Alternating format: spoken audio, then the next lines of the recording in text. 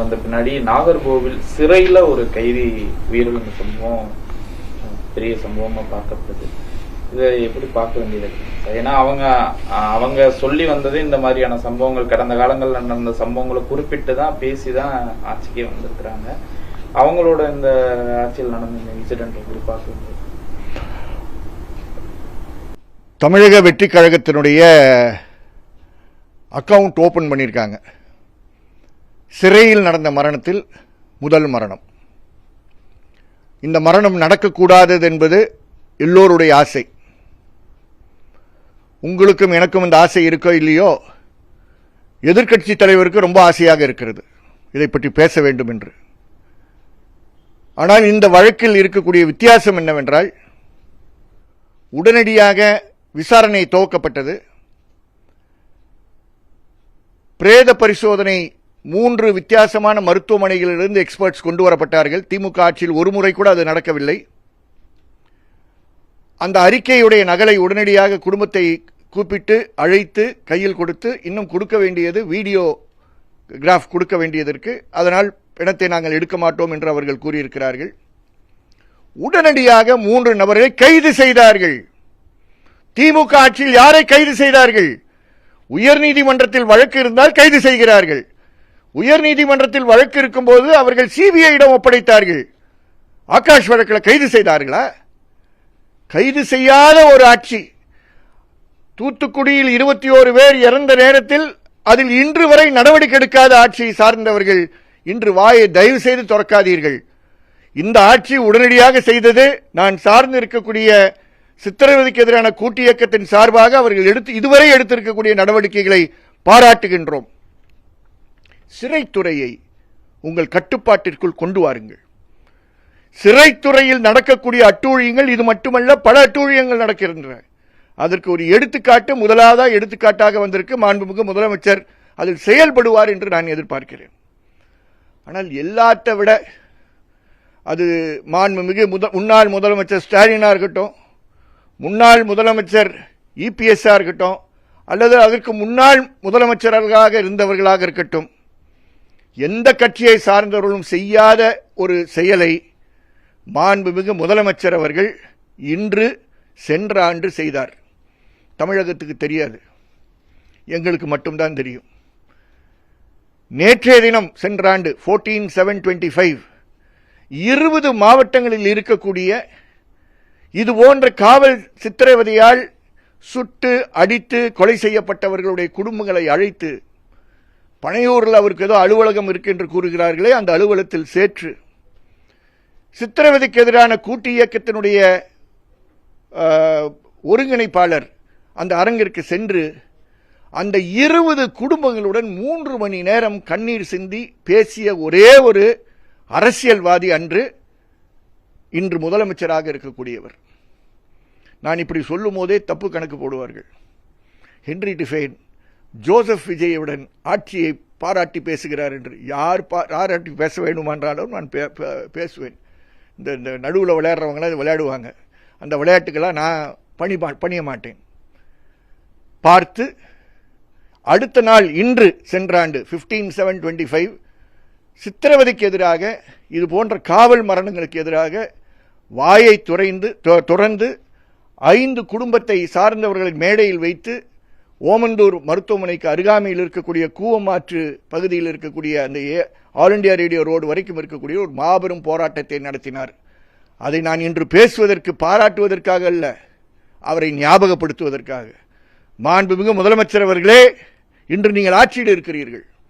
உடனடியாக நீங்கள் செய்ததை நாங்கள் பாராட்டினாலும் அவர்களுக்கு செய்து முடிக்க வேண்டியது உடனடியாக நஷ்டஈடு கொடுங்கள்.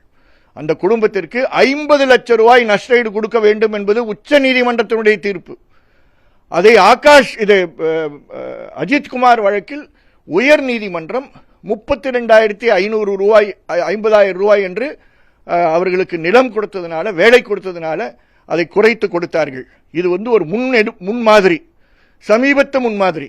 ஆகவே உடனடியாக அது ஒரு கைதாக மட்டும் இல்லாமல் அதற்கென்று சிபிசிஐடியை நியமனம் செய்து சிபிசிஐடியிடம் இந்த வழக்கை ஒப்படைத்து வேகமாக விசாரணை செய்து இதில் யாரெல்லாம் சம்பந்தப்பட்டிருக்கிறார்களோ, எல்லாத்தையும் சாட்சியத்தின் அடிப்படையில் நடவடிக்கை எடுக்க வேண்டும் என்ற கோரிக்கையை முன்வைக்கிறோம். அதுதான் மக்களுக்கு நம்பிக்கை கொடுக்கும்.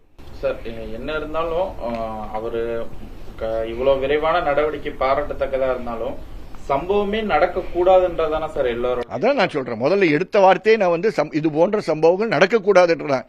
இது போன்ற நம்ம சம்பவங்கள் நடக்கக்கூடாது என்றால் உடனடியாக டிஜிபியா இருந்து இப்ப டிஜிபி பிரிசன்ஸா இருக்காருல்ல, அவரிடம் தமிழகத்தில் இருக்கக்கூடிய எந்த சிறைக்கும், அடித்து கூறுகிறேன், எந்த சிறைக்கும் நான் அபிஷியல் விசிட்டர்ஸ் கிடையாது.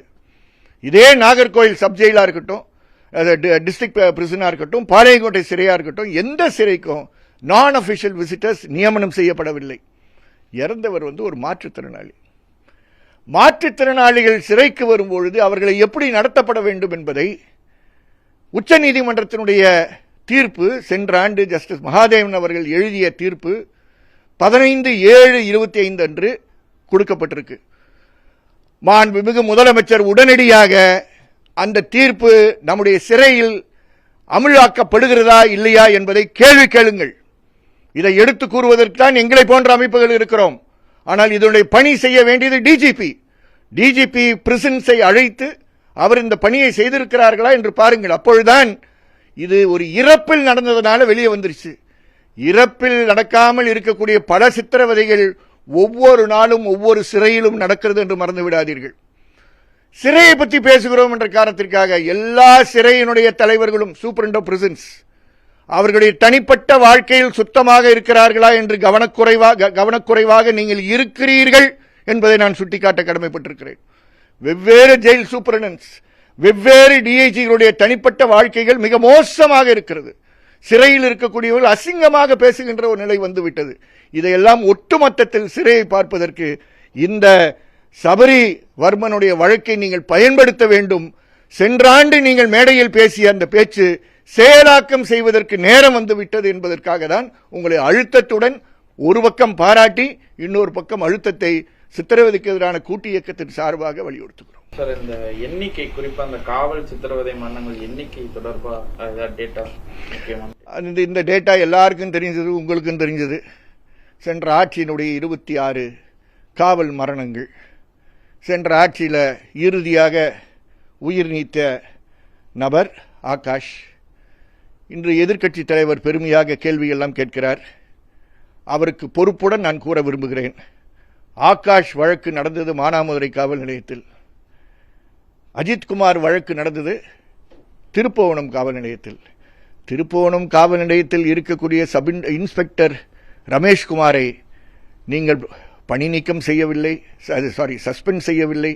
அவரை மாறாக இந்த கொலைக்கு பிறகு அடுத்த கொலை நடந்திருக்கக்கூடிய அந்த காவல் நிலையத்தில் இப்பொழுது பொறுப்பாக போட்டிருக்கிறீர்கள். இது போன்ற இருக்கக்கூடிய ஒரு எதிர்க்கட்சி தலைவர் இப்பொழுது பேச வேண்டிய நேரம் அல்ல. நீங்கள் தயவு செய்து செயல்பாடில் இறங்குங்கள். இது போன்ற விஷயங்களை பேசுவதற்கு சித்திரவதைக்கு எதிரான கூட்டு இயக்கத்துடன் இணைந்து குரல் கொடுங்கள் என்று உங்களை அழைக்கிறோம். சார், குறிப்பா இப்ப தென் மாவட்டங்கள்ல தான் இது மாதிரியான சம்பவங்கள் அதிகமா இருக்குது. அந்த 26மே பாத்தீங்கன்னா நிறைய தென் மாவட்டங்கள்ல தான் நடந்திருந்தது. இங்க இருக்கிற போலீசாருக்கு ஏதாவது கூடுதல் பணிச்சுமை அந்த மாதிரி என்ன இருக்கு, அவங்களுக்கான இதை என்ன பண்ணணும், ஏதாவது அதுல ஏதாவது, ஏன்னா முதல்வர் தான் காவல்துறை கையில வச்சிருக்கிறாரு, ஏதாவது சிறப்பு? கண்டிப்பாக முதலமைச்சர் அவர்கள் தென் மாவட்டங்களில் வெவ்வேறு காவல் நிலையங்கள் யார் இருக்காங்க, இது சித்திரவதை சிறையில் நடந்த காரணத்தினால் சிறை அட்மினிஸ்ட்ரேஷனை முழுமையாக பார்ப்பதற்கான ஒரு நேரமாக பயன்படுத்திக் கொள்ளுங்கள். நாகர்கோயிலுக்கு பக்கத்தில் இருப்பது பாளை சிறை. பாளை சிறையில் இந்த நாட்டினுடைய கண்களே படும் அளவிற்கு மாண்புமிகு முதலமைச்சருடைய காதுக்கு இது போய் எட்ட வேண்டும் என்று நான் விரும்புகிறேன். சாதியின் அடிப்படையில் ஒரு சிறை பிரிந்து இருக்கு என்றால் அங்கேதான் பிரிந்து இருக்கு. இங்கே நடக்கக்கூடிய பல கொடூரமான கன்ஸ்பிரசிஸ், அந்த கன்ஸ்பிரசிஸ்லாம் பாளை சிறையில் தான் தயார் செய்யப்படுகின்ற குற்றச்சாட்டை வெகு உங்க பத்திரிகை மூலமாக நான் கூறுகிறேன். ஆகவே தயவு செய்து பாளை சிறையை கவனமாக பாருங்கள். மிக மிக கோடீஸ்வரர்கள் இன்று பாளை சிறையில் அமர்ந்து மிக கொடூரமான குற்றங்களை அங்கிருந்து தீட்டிக் கொண்டிருக்கிறார்கள் என்ற செய்தி எனக்கு காது கேட்டுகிறது. இது அசிங்கம், உங்க ஆட்சிக்கு அசிங்கம், உங்க சிறைத்துறைக்கு அசிங்கம். உடனடியாக இந்த வழக்கை நீங்கள் பார்க்கிற அதே நேரத்தில் எல்லா சிறைகளுக்கும் போட வேண்டிய நான் அபிஷியல் விசிட்டர்ஸை நியமனம் செய்ய வேண்டிய தருணம் இதுதான்.